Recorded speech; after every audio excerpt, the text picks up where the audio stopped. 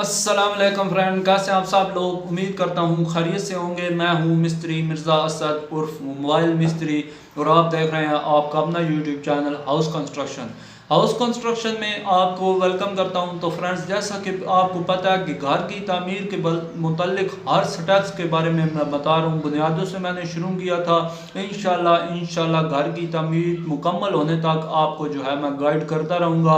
हर steps के बारे में आज आपको बताऊंगा। तो क्यों ना मैंने सोचा कि आज चुनाई के मुताल्लिक बताया जाए कि आपके घर की चुनाई किस तरीके से होनी चाहिए, उसके बाद हाइट कितनी रखनी चाहिए, ढाल किस तरीके से जो है वो निकालनी चाहिए। तो आज इस बारे में आज इंशाल्लाह मैं आपको बताऊंगा। तो वीडियो को पूरा ज़रूर देखिएगा ताकि आपको अच्छे तरीके से समझ आ जाए। और अगर मेरे चैनल पर नए हैं तो चैनल को सब्सक्राइब ज़रूर करें, क्योंकि मेरा न्यू चैनल है और आप दोस्तों की सपोर्ट की बहुत सख्त ज़रूरत है।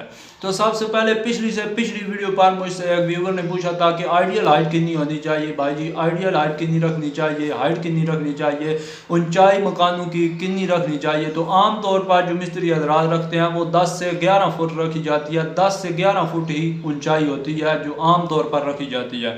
अगर आप 10 से 11 12 भी अगर आप रख लें तो उसमें कोई हर्ज नहीं है, क्योंकि गर्मियों में बहुत ज़्यादा टेम्परेचर हाई हो जाता है, बाद में हबस वगैरह का मसला बनता है, कमरे बहुत ज़्यादा गर्म हो जाते हैं। उसके बाद आप एग्जॉस्ट फैन का बहुत ज़्यादा ख्याल रखें। अगर आप रोशनदान लगाना चाहते हैं तो चुनाई में उस चीज़ का बहुत ख्याल रखें। उसका जो एग्जॉस्ट फैन का खाना रखा जाता है वो तकरीबन 18 बाई 18 का रखा, 18 इंच इस तरफ, 18 इंच इस तरफ। तो अगर आप रोशनदान लगवाना चाहते हैं तो रोशनदान का साइज़ आपका अपना होगा। 18 का आप लगवाते हैं, 2 बाई 2 का आप लगवाते हैं तो अक्सर ऐसा होता है कि चुनाई मुकम्मल हो जाती है, बाद में जो है वो हथौड़े के साथ जो है दीवारें फाड़ते रहते हैं, मजदूर की पूरी दिहाड़ उधर ही लग जाती है। तो इस चीज़ का हम ख्याल रखें कि अगर आप एग्जॉस्ट फैन वगैरह लगवाना चाहते हैं, ये रोशनदान वगैरह लगवाना चाहते हैं तो पहले सिरे से जो है उसका आप खाना जो है निकाल लें।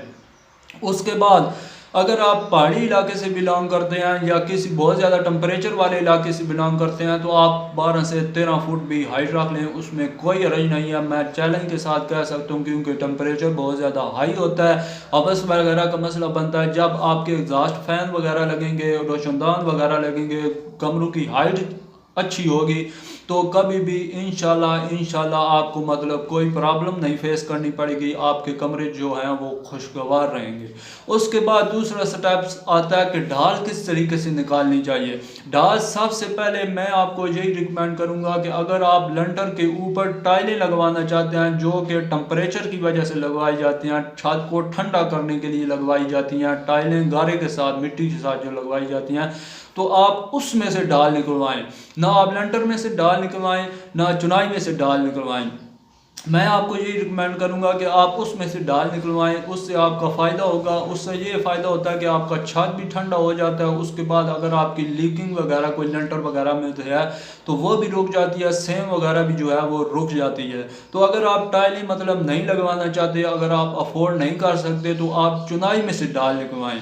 चुनाई में से डाल निकलवाएं। चुनाई में से डाल निकलवाने का फ़ायदा ये होता है कि अगर आप लंटर में से डाल निकलवाते हैं, 6 इंचज़ का आप लंटर डालते हैं तो तकरीबन अगर आपकी मतलब लंबाई है 50 फुट, 50 फुट में आप तकरीबन 3 से 4 इंचज़ तो ज़रूर रखेंगे ना डाल। तो एक तरफ 6 इंचज़ होगा, दूसरी तरफ 4 इंचज़ लंटर होगा। वो लंटर में जो है वो थोड़ी बहुत कमी पेशी आ जाती है। तो मैं आपको यही रिकमेंड करूँगा कि आप चुनाई में से डाल निकालें, वो बेस्ट तरीका है। लंटर आपका एक जैसा पड़ेगा 6 इंचज़ का। उसके बाद मैं चुनाई की बात करूंगा कि चुनाई किस तरीके से करनी चाहिए। अगर आप चुनाई के फ़ौरन बाद ग्रे स्ट्रक्चर के फ़ौरन बाद प्लस्तर आप करवाना चाहते हैं तो आप भूखी चुनाई करवाएं। भूखी चुनाई किसको बोला जाता है, ये हमारे इलाके में इसको भूखी चुनाई बोला जाता है। भूखी चुनाई आप मतलब देख रहे हैं ईंट में 2 या 3 सूत्र का गैप होना चाहिए। जब आपकी ईंट में 2 या 3 सूत्र का गैप होगा कि जब आप प्लस्तर करवाएंगे तो प्लस्तर की मजबूती होगी। अगर आपकी दीवार मुकम्मल तौर पर प्लेन है, मुकम्मल तौर पर उसमें कोई गैप वगैरह नहीं है, तो उसका ये होता है कि पंजाबी में जैसे कहते हैं प्लस्तर खड़क जाता है। 2 या 3 साल बाद प्लस्तर खड़क वैंदा मतलब उखड़ने लग पड़ता है। तो मैं आपको यही रिकमेंड करूंगा कि अगर आप ग्रे स्ट्रक्चर के फ़ौरन बाद प्लास्टर करवाना चाह रहे हैं तो आप अपने मिस्त्री हजरात को बोलें कि आप जो कसंट है इनका वो थोड़ी सी अंदरली साइड पे लगाए, अंदर वाली साइड पे लगाए, बाद में थोड़ा सा गैप रखें ताकि आपकी प्लास्टर की मजबूती ज़्यादा से ज़्यादा हो सके। जैसे कि आप वीडियो में देख रहे हैं इस तरह का गैप होना चाहिए, इससे आपकी प्लास्टर की मजबूती भी ज़्यादा होगी और इंशाल्लाह जहाँ पर उसने 5 साल निकालने हैं वहाँ पर वो 7 साल निकालेगा। मेरा चैलेंज है ये। तो वीडियो देखने का बहुत बहुत शुक्रिया। अगर हाउस कंस्ट्रक्शन के मतलब घर की तामीर के मतलब कोई भी सवाल हो तो आप मुझसे कमेंट्स बॉक्स में पूछ सकते हैं।